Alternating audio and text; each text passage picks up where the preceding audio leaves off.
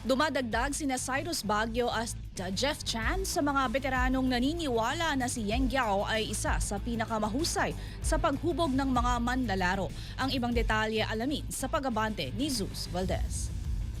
Dumagdag ang mga veterano sa mga sumusuporta sa paniniwala na si Yeng Guiao ay isa sa pinakamahusay pagdating sa player development matapos sumang-ayon sina Cyrus Baguio at Jeff Chan sa naunang pahayag ni Paul Lee. Tinukoy ni Baguio ang kakayahan ni Guiao na tumuklas at paghusayin ang mga manlalaro bilang isa sa kanyang pinakamalaking lakas. Alam naman natin, di ba, si Coach Cheng, dyan magaling si Coach Cheng.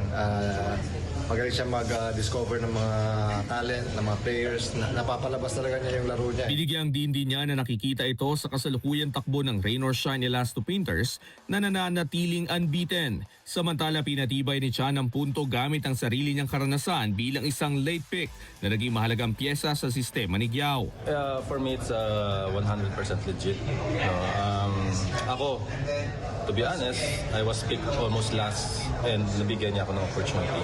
Ayon kay Chan, hindi hadlang ang drop position sa sistema ni Guiao. Basta handa ang isang manlalaro, darating ang pagkakataon. Maganda kay coaching even though na last ka or pang 15th player ka, your time will come. Parehong naging bahagi sina Baguio at Chan ng mga championship teams ni Guiao, patunay na epektibo ang kanyang sistema sa paghubog ng mga manlalaro.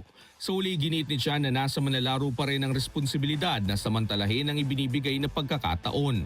Kung ikaw ay maganda yung preparation mo throughout the tournament, pag nabigyan ka ng chance, make sure you make an impact. So, I agree with Paul na nakapag-develop talaga siya. Pinatitibay ng mga pahayag na ito ang matagal ng identidad ni Guiao, isang coach na hindi umaasa sa mga bituin, kundi sa pag-abante ng mga manlalarong madalas ay hindi nabibigyan ng pansin.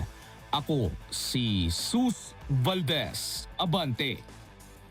Manatiling nakatutok sa Abante, sundan kami sa aming mga social media accounts at huwag kalimutang mag-subscribe sa aming YouTube channel, DWAR Abante Radio, para sa mga eksklusibong balita.